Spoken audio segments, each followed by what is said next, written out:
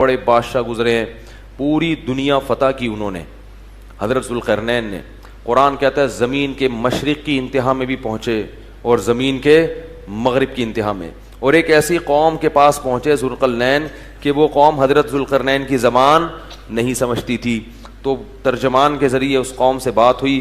اس قوم نے کہا کہ آپ بڑے طاقتور بادشاہ ہو, ہم ایک مصیبت میں مبتلا ہیں, آپ اس سے ہمیں بچائیں.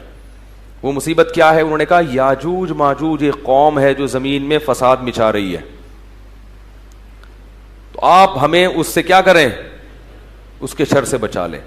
تو حضرت ذوالقرنین نے جو پہاڑوں کی وادیاں تھیں نا, ان کے درمیان لوہا اور سیسا گرم کر کے, بڑا مشکل کام ہے یہ پہاڑوں کو لوہے اور سیسے سے بند کرنا, اس قوم کو پیک کر دیا, سیل پیک, کہ یہ قوم اب قیامت تک نکل نہ سکے اور دنیا ان کے شر سے محفوظ رہے. دو جگہ قرآن میں یاجوج اور ماجوج کا تذکرہ ہے. حدیث میں آتا ہے کہ وہ جو یاجوج اور ماجوج ہیں اتنی کثرت سے ہیں, وہ کیا کرتے ہیں, دیوار کو چاٹتے ہیں روزانہ ختم کرنے کے لیے, کہ یہ دیوار چاٹ چاٹ کے کیا کرو, ختم کرو. اور وہ جب ختم ہونے کے قریب رہتی ہے تو وہ کہتے ہیں اب ہم کل اس کو چاٹیں گے, اور انشاءاللہ نہیں کہتے. تو جب اگلا دن آتا ہے تو دیوار واپس اسی طرح ہو چکی ہوتی ہے. تو آپ صلی اللہ علیہ وسلم نے فرمایا قرب قیامت میں وہ یہ کہیں گے کہ انشاءاللہ اس دیوار کو ہم کل ختم کر دیں گے. تو جب انشاءاللہ کہیں گے کہ اللہ نے چاہا, کیونکہ وہ مسلمان نہیں ہے وہ قوم, جب اللہ نے چاہا کہیں گے تو وہ دیوار اگلے دن کیا ہو جائے گی, ختم. اور قرآن میں آتا ہے کہ پھر وہ زمین میں پھیل جائیں گے. وَتَرَكْنَا بَعْضَهُمْ يَوْمَئِذٍ يَمُوجُ فِي بَعْضٍ, اتنی کثرت سے زمین میں وہ بہت بڑی تعداد ہوگی ان کی, بہت بڑی تعداد. زمین میں ایسا فساد مچائیں گے کہ لوگوں کا جینا حرام کر دیں گے, گھس رہے ہوں گے ایک دوسرے کے اندر, اتنی کثرت سے ہوں گے. فرمایا, اور پھر حدیث میں آتا ہے, یہ تو قرآن میں ہے نا کہ اتنی کثرت سے ان کو چھوڑ دیا جائے گا. حدیث میں آتا ہے کہ حضرت عیسیٰ علیہ الصلاۃ والسلام جب نازل ہوں گے تو پھر یاجوج ماجوج کو ختم کریں گے, ان کی لڑائی ہوگی, وہ اللہ سے بد دعا کریں گے. پھر حدیث میں آتا ہے کہ اتنی لاشیں جب وہ مریں گے نا, اتنی لاشیں ہوں گی کہ ان کی لاشوں کی کثرت سے زمین میں بدبو اور تعفن پھیل جائے گا, اور اتنی لاشوں کو ٹھکانے لگانا مسلمانوں کے بس میں نہیں ہوگا. پھر حضرت عیسیٰ علیہ السلام اللہ سے دعا کریں گے, بارشیں برسیں گی, سیلاب آئیں گے جن میں ان کی لاشیں بہہ بہہ کے ٹھکانے لگیں گی. تو پھر اس کے بعد دنیا سے کفر کا خاتمہ ہو جائے گا. پھر آپ صلی اللہ علیہ وسلم نے بتایا کہ حضرت عیسیٰ علیہ الصلوۃ والسلام کی معیت میں ایسا زمین میں پھر انصاف پھیلے گا, ایسا انصاف پھیلے گا, ایسی اللہ کی عبادت ہوگی کہ برکتیں نازل ہوں گی. ایک انگور کا دانہ اتنا بڑا پیدا ہوگا کہ لوگ اس کو سیراب کر کے, ایک انگور کے دانے سے کئی کئی آدمی سیراب ہوں گے, اتنے بڑے بڑے انگور پیدا ہوں گے. کیونکہ جب تقویٰ ہوگا نا زمین میں تو برکتیں آسمان سے نازل ہوں گی, پھلوں کے سائز بڑھ جائیں گے, ان کے ذائقے بڑھ جائیں گے. ابھی تو دیکھو چھوٹے ہوتے جا رہے ہیں, پبلک بھی چھوٹی ہوتی جا رہی ہے, قد چھوٹے ہوتے جا رہے ہیں. وہ ٹھگنی سے ایک آدمی کی شادی ہوئی کسی چھوٹے قد کی عورت سے, بچے اتنے اتنے سے. اب وہ ماں بچوں کو کھلا رہی ہے, بڑے ہی نہیں ہو رہے, وہ ماں پہ گئے قد میں. تو وہ شوہر جل کے اپنی بیوی سے کہتا ہے یہ بڑے نہیں ہوں گے, ان کو جتنا کھلائے گی یہ اور چھوٹے ہو جائیں گے. کہتے ہیں ان کے ساتھ پودے لایا تھا, وہ بڑے ہو گئے اور یہ اتنے کے. یہ کوئی پرانے زمانے کا ہم نے کلپ سنا تھا.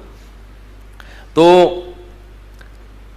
ہر چیز جو ہے نا اس کی برکت کیا ہو رہی ہے, ختم. اب آپ دیکھو, ہمیں یاد ہے بچپن میں جب روٹی پکتی تھی نا کچن میں, خوشبو آتی تھی دور تک.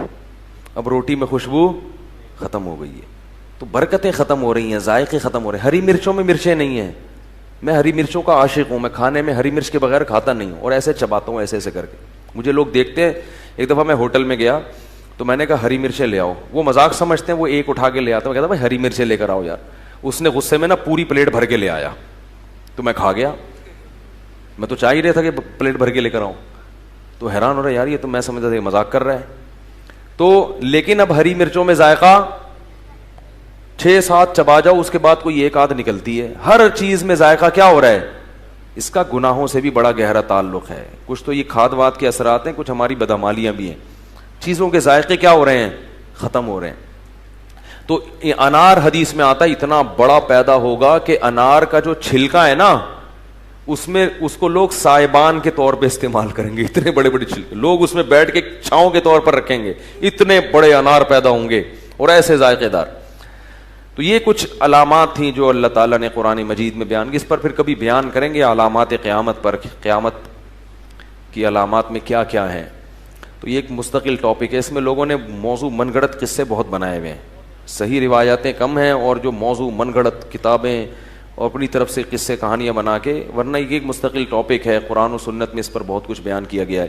تو خیر اصحاب کہف کا یہ واقعہ تھا اور حضرت موسیٰ علیہ السلام کا یہ واقعہ.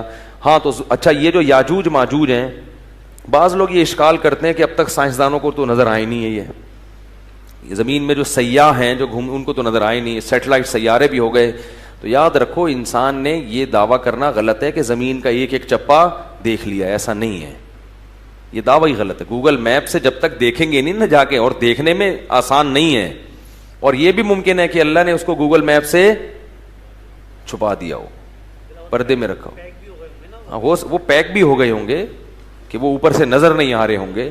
اور بعض لوگ یہ کہتے ہیں کہ یہ چائنیز ہے نا, یہ یاجوج ماجوج ہے. تو مجھے نہیں پتا, ممکن ہے, میری تحقیق نہیں ہے, کوئی بھروسہ نہیں ہے, کیونکہ یہ بھی پہاڑوں کے اندر ہے اور یہ بھی اتنے زیادہ ہیں کہ جب یہ آئیں گے نا چنگ چنگ پونگ پونگ کر کے پوری دنیا میں. لیکن بہرحال ایک قوم ہے, ہمارا اس پر ایمان ہے کہ وہ ایک قوم ہے جو قرب قیامت میں زمین میں پھیل جائے گی اور فساد مچائے گی, بہت زیادہ فساد مچائے گی. اللہ تعالی ہمیں ان آیات پر ایمان رکھنے کی توفیق